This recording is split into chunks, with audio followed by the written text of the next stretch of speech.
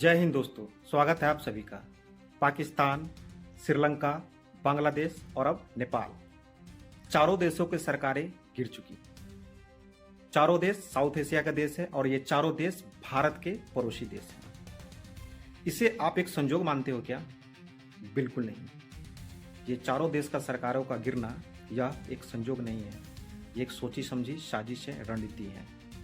ये जो देश की जनता के आड़ में लोग कह रहे, दुनिया कहती है कि ये जनता का विरोध है, विद्रोह है, वो तो है ही, लेकिन ये सारा प्लान के साथ किया गया हुआ है। देश के व्यवस्था को टटोल के एजेंसियों के द्वारा इस पे काम किया गया हुआ है और तब जाके इन देशों के सरकारों को गिराई गई है।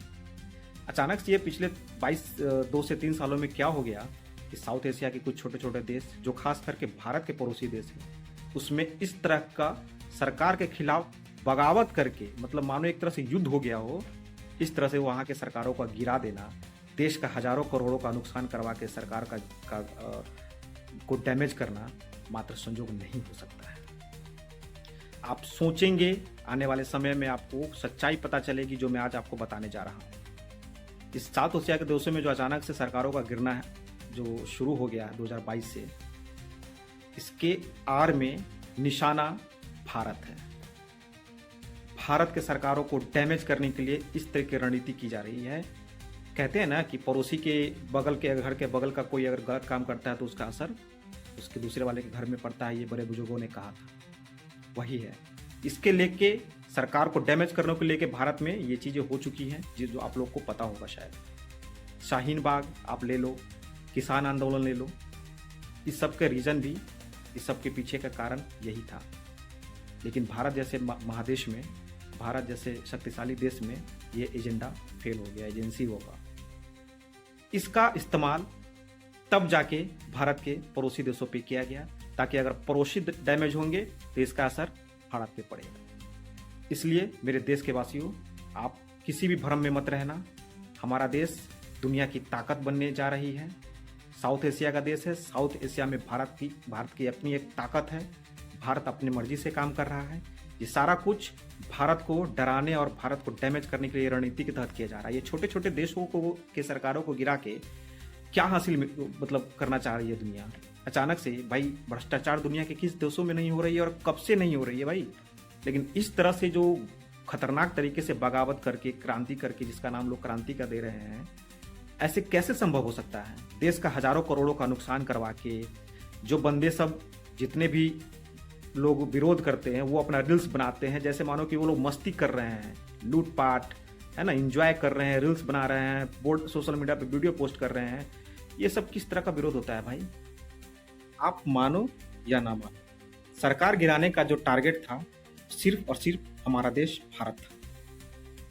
तीसरे टर्म में जब भारत के जनता ने प्रधानमंत्री मोदी को देश का फिर से प्रधानमंत्री चुना, तब से ही ये प्लान शुरू हो गया था कि भारत के सरकार को कैसे गिराया जाए। लेकिन हमारे भारत पे महादेव का आशीर्वाद है और हमेशा बना रहेगा। इस वजह से हमारे भारत का बाल भी बाका नहीं हो पाया। कुछ नुकसान तो हुए, आप शाहीन बाग को ले लो, किसान आंदोलन के ले लो, ये सब छोटे छोटे एग्जाम्पल्स हैं।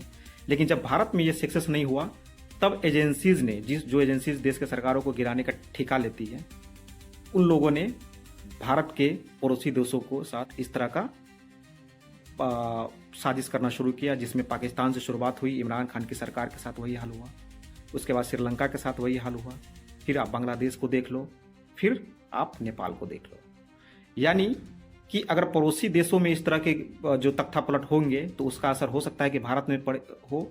और भारत में तो पूरा इतिहास और दुनिया जानता है कि देश विरोधी लोग आज से नहीं, जब से भारतवर्ष का उदय हुआ तब से ही बैठ के भारत के नमक खा के भारत के साथ नमक हलाली करने का ठेका लेके रखे हुए। इसलिए दोस्तों, हमें सावधान होकर रहने की ज़रूरत है।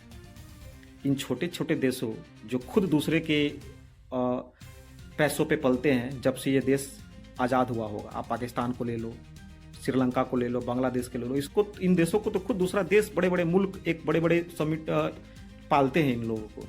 भाई इन देशों में सरकार का गिरना ना गिरना, कोई भी बनेगा तो भाई उसी तरह काम करेगा ना। ऐसा तो नहीं है कि बहुत बड़ा रातों रात चमत्कार हो जाएगा, सीधी इकोनॉमी में, जीडीपी में सीधे वो दुनिया को पछाड़ देगा।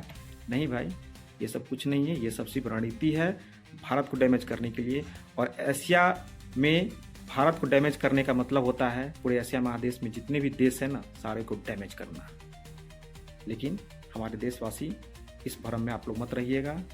देश के सच्चे और ईमानदार व्यक्ति पे भरोसा करके आजीवन उनको ये जगह दे दो, जैसे चीन में दिया गया हुआ है। देखो आज चीन कहाँ से कहाँ पहुँचा हुआ है। रूस को देख लो कहाँ से कहाँ है, दुनिया की शक्ति में उसका किस तरह का स्थान है। जय हिंद, जय भारत।